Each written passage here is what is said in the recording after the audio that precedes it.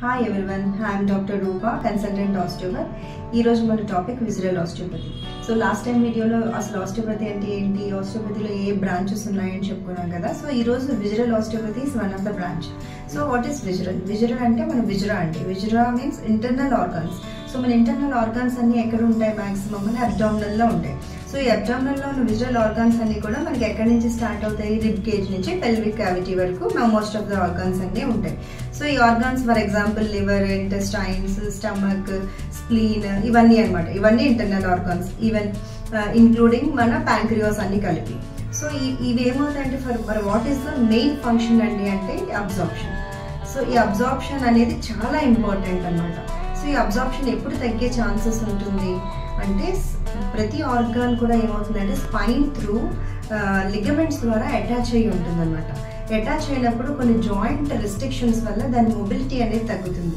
ఈ మొబిలిటీ అంటే ఏంటంటే మన ఆర్గాన్ మన బాడీలో మన రెస్పిరేటరీ సిస్టమ్ కి ఒక రిథమ్, హార్ట్ కి ఒక రిథమ్ ఎలా ఉంటుందో మన విజరల్ ఆర్గాన్స్ కూడా ఒక రిథమ్ ఉంటుంది అనమాట. ఈ రిస్ట్రిక్టెడ్ మొబిలిటీ వల్ల ఆ రిథమ్ తగ్గి తన యొక్క క్వాలిటీ ఆఫ్ ఫంక్షనింగ్ అనేది తగ్గే ఛాన్సెస్ ఉంటాయి. సో ఇక్కడ ఇది ఇలా తగ్గడం వల్ల ఏమవుతుందంటే మాల్ న్యూట్రిషన్ వచ్చే ఛాన్సెస్ ఉంటుంది, అండ్ ఇంకా మాల్ అబ్జార్ప్షన్ ఉంటుంది, అండ్ ఈవెన్ వైటమిన్ డెఫిషియన్సీస్ కూడా ఉండే ఛాన్సెస్ ఉంటాయి.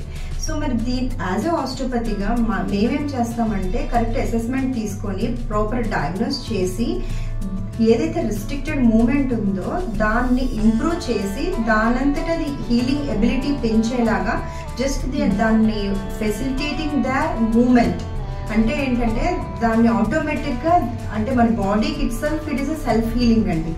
సో దానంతట దాన్ని హీల్ అయ్యేలాగా ఫెసిలిటేట్ చేస్తాం అనమాట. మేము దాన్ని ఎలా చేస్తాము? సమ్ యూజింగ్ మాన్యువల్ టెక్నిక్స్, కొన్ని మాన్యువల్ టెక్నిక్స్ యూజ్ చేసి దాని ఫంక్షన్ ఇంప్రూవ్ అయ్యేలాగా చేస్తాం. సో ఆటోమేటిక్గా దాని ఆర్గాన్ ఫంక్షన్ అనేది నార్మల్ అయిపోతుంది.